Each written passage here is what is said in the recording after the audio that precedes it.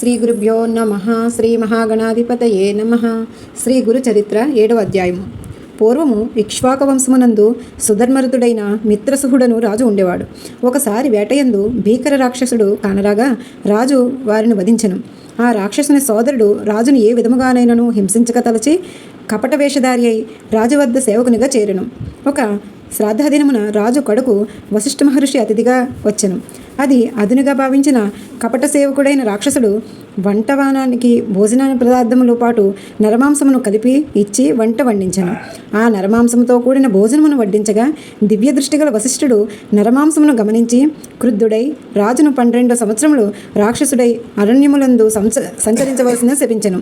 ఇందు తన తప్పు ఏమీ లేకున్నను వశిష్ఠుడు తనను శపించినందున మహాబలవంతుడైన ఆ రాజు తిరిగి వారిని శపించుచుండెరి. అంతటా రాజు భార్య అట్లు మునీశ్వరులు శపించదలసిన భర్తను చూచుచుండగా ఆ కర్మఫలము రాజు పాదములపైనే పడుట వలన అతడు శాపాదుడైన రాక్షసుడు అరణ్యములకు పోయి నరులను జంతువులను భక్షించుచు ఒకసారి ఒక విప్రుని భక్షించను. కోపించిన ఆ విప్రుని భార్య 12 సంవత్సరముల తర్వాత నీవు తిరిగి రాజనైనను రాణితోనూ సైరించినచో మరణించదు అని శపించెను. 12 సంవత్సరముల తర్వాత వశిష్ఠుని శాపము నుండి విముక్తుడైన రాజు విప్రస్త్రీ శాపము నుండి తనను రక్షింపమని గౌతమ మహాముని ప్రార్థించెను. అంతటి వారు గోకర్ణ క్షేత్రమునందున్న మహాబలేశ్వరలింగ దర్శనము వలన తన పాపమును పరిహారమగునని సూచించిరి. వారు ఆ క్షేత్రమహిమ ఉందంతనియు వివరించిరి.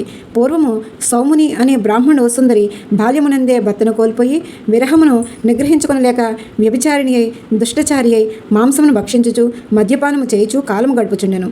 కాలాంతరము మరణించి యమలోకమున నరకయాతములు అనుభవించుచు అందురాలై కూరిపి అయి కుష్ఠిరోగి అయి చండాల జన్మనెత్తి బిచ్చమెత్తుకుని అత్యంత హీనముగా జీవించుచుండెను. అయితే ఆమె పూర్వజన్మము శివ చంద్రమౌళి అని పలికిన పుణ్యవశమున ఒక శివరాత్రి నాడు అప్రయత్నముగానే గోకర్ణ క్షేత్రంలో చేరు భాగ్యము కలిగను. ఆ దినమున ఎంత యాచన చేసినను భిక్ష దొరకపోవుటిచే ఆమె ఉపవాసమై ఉండెను. కడు దుఃఖముతో పూర్వజన్మను ఏ పాపములు చేసినో కదా ఇట్టి దుర్భరమైన జన్మ లభించినది అని తనను తాను నిందించుకొనుచు యాచన చేయుచుండగా ఒకడు తన వద్దనున్న బిల్వపత్రమును ఒక దానిని ఆమె చేతికిచ్చెను. అకస్మాత్తుగా దొరికిన మారేడు దళమును భక్ష్య పదార్థము కాదని తలిచి విసిరివేయగా అది అచటనున్న శివలింగముపై పడెను. ఈ విధముగా శివరాత్రి దినమున అప్రయత్నముగానైనను ఉపవాసము నుండి శివలింగముపై మారేడుపత్రి వేసిన పుణ్యావిశేషము అనేక జన్మల పాపములన్నీ పరిహారమై ఆమె శివసాయుధ్యము పొందినది.